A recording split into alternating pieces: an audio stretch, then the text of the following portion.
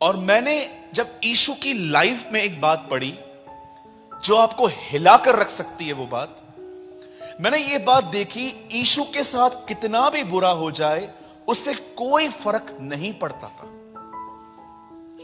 आपको पता है, उसके घर के लोग उसके लिए कहते थे इसका चिट ठिकाने पर नहीं है। आप मरकुस पढ़ के देखिए, एक वर्जन में ऐसा लिखा गया है, he is a crazy guy, ये थोड़ा पागल सा है, क्योंकि यीशु 30 साल के बाद अपने घर पे नहीं लौटा था, वो ट्रैवलर प्रीचर था। आपको मैं बताना चाहता हूं, जैसे आपकी एक प्रॉपर चर्च है, हमारी एक प्रॉपर चर्च है, यीशु को आप कभी भी किसी चर्च में एक जगह पे नहीं देख सकते थे। कभी बेथेस्दा, कभी खुराजीन, कभी गलील, कभी यरूशलेम, कभी यरीहो, वो अलग अलग जगहों पे ट्रैवलर प्रीचर था। मैं आपको बताना चाहता हूं, यीशु के जीवन में ऐसी बहुत सारी घटनाएं हुई। उसके परिवार ने उसके लिए ऐसा कहा, उसके चेले उसका मजाक उड़ाते थे। एक दिन यीशु को पथराव किया जाना था, यीशु वहां से चला गया और कुछ टाइम के बाद यीशु फिर से कहता है वहां चल, वहां जाना है, और थोमा कहता है चलो मरने वालों के साथ मरने चले। वहां से भाग के आए हैं, वापस वहां लेके जा रहा है। लेकिन यीशु को इससे कोई फर्क नहीं पड़ा। उसे पता था कि वो चंद सिक्कों में बेच दिया जाएगा, पर उसे इस बात का फर्क नहीं पड़ा। एक व्यक्ति ने उससे कमिटमेंट की कि मैं हमेशा तेरे साथ रहूंगा, लेकिन उसने उसका इनकार किया, इससे भी उसको फर्क नहीं पड़ा। मैंने अमेजिंग थिंग ये देखी यीशु के जीवन में, उसकी मिनिस्ट्री, जानते हैं उसकी सेवकाई में सबसे अमेजिंग क्या बात देखी? मुझे नहीं पता है कि आप में से कितने लोगों ने नोटिस किया, सबसे ऑसम चीज थी उसकी स्थिरता, उसका स्थिर रहना। आज देखिए कितनी प्रॉब्लम्स हमें ड्राइव कर देती हैं, हमारा माइंड डिस्टर्ब हो जाता है, लेकिन कभी आपने नोटिस किया यीशु अपने दिनों में कितना स्थिर था? पर मैंने एक जगह बाइबल में ढूंढ ली आखिर कि जब वो यीशु के साथ हुआ उसे फर्क पड़ा। ये क्यों हुआ? मैं आप में से बताना चाहता हूं, बाइबल ऐसा बताती है, एक रात उसे पकड़ा गया, वो अरेस्ट हुआ, और अरेस्ट होने के बाद वचन ऐसा कहता है कि उसे एक जगह पे रखा गया। इब्रानी में कुछ किल्यापूस कुछ लिखा गया है, वहां पर एक प्लेस पे वहां पर लिखा गया जहां पर उसके कपड़े उतार के उसका ड्रेस चेंज किया गया, उस पे थूका गया, उसे सरकंडे मारे गए, बहुत कुछ उसके साथ बुरा हुआ। और मैं आपको बताना चाहता हूं, उससे पहले यीशु ने कई बार यह प्रार्थना की, हे पिता ये प्याला हट जाए। मैंने किसी व्यक्ति से पूछा, जब यीशु ये कह रहा था कि ये प्याला हट जाए तो उसका अर्थ क्या है? तो उस व्यक्ति ने मुझे बताया कि यीशु एक्चुअली ये कह रहा था कि मुझे क्रॉस पे नहीं मरना है। मैं आप में से एक बात हर एक से पूछना चाहता हूं, शद्रक, मेशक, अबेदनगो उसके दास बड़ाई करते करते उसके लिए मरने को तैयार थे। क्या आपको लगता है उनका खुदा इतना कमजोर होगा? आज से बहुत साल पहले एक बहन को कुछ लोगों ने पकड़ा और कहा, बोल सीजर इज अवर किंग, केसर हमारा राजा है। उससे बोला नहीं, जीसस इज माय लॉर्ड, यीशु मेरा प्रभु है।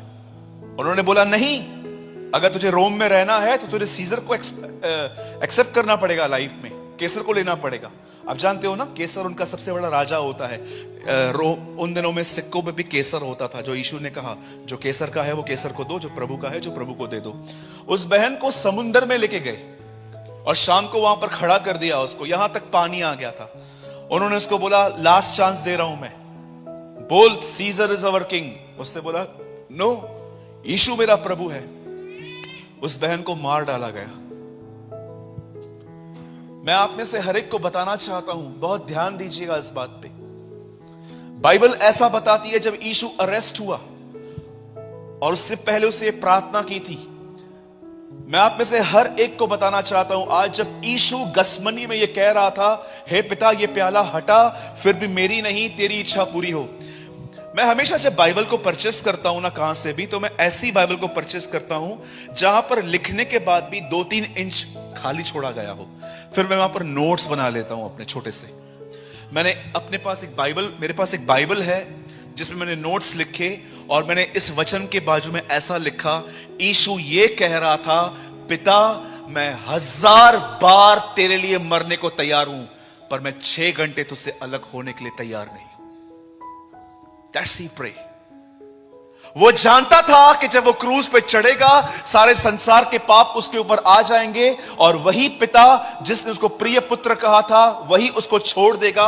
वो ये प्रे कर रहा था, पिता मैं तैयार हूं, गालियां, थूके, मार, कीले, कोई बड़ी बात नहीं है, मैं 1000 बार तेरे लिए मर ना सकता हूं, पर क्या कोई ऐसा रास्ता है कि मैं मरूं भी और तुझसे अलग ना हूं।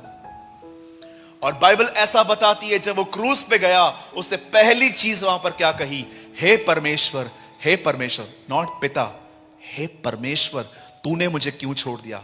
आप जानते हैं पूरी लाइफ में उसे अगर किस बात पे फर्क पड़ा तो एक बात पे पड़ा, जब वो खुदा से अलग हुआ।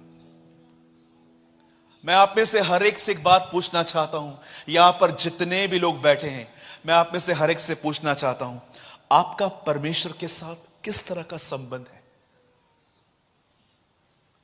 बहुत सारे लोगों का संबंध पास्टर से अच्छा रहता है, कलीसिया के लोगों से अच्छा रहता है, पर आज सवाल यह है, आपका खुदा के साथ कैसा संबंध है। कितने लोगों ने लूका 15 अध्याय पढ़ा है, हाथ उठाइए। क्या आपने उसने एक गुमराह पुत्र की कहानी पढ़ी है। मैं थोड़ी दोहराना चाहता हूं ताकि आप समझ पाओ सहभागिता क्या होती है। उस बेटे ने अपने बाप से सब कुछ लिया, चला गया। अगर आप उससे मिलते और आप उससे पूछते आपके डैडी का नाम क्या है, मेरे डैडी जिनको मैं छोड़ के आया हूं, हाँ उनका नाम क्या है, तो वो आपको अपना पूरा नाम बताता। और उसके बाद आप उससे पूछते वो आपके डैडी हैं अभी भी, हाँ मेरे डैडी हैं। आपका संबंध है उनके साथ, संबंध नहीं है, लेकिन मेरे डैडी है। संबंध क्यों नहीं है, मैं रहता ही नहीं हूं उनके साथ, मैं अलग रहता हूं उनके साथ, लेकिन डैडी हैं, हाँ बिल्कुल हैं। आप जानते हो बहुतों से पूछोगे ना आपका परमेश्वर कौन है, यीशु। संबंध है, संबंध नहीं है।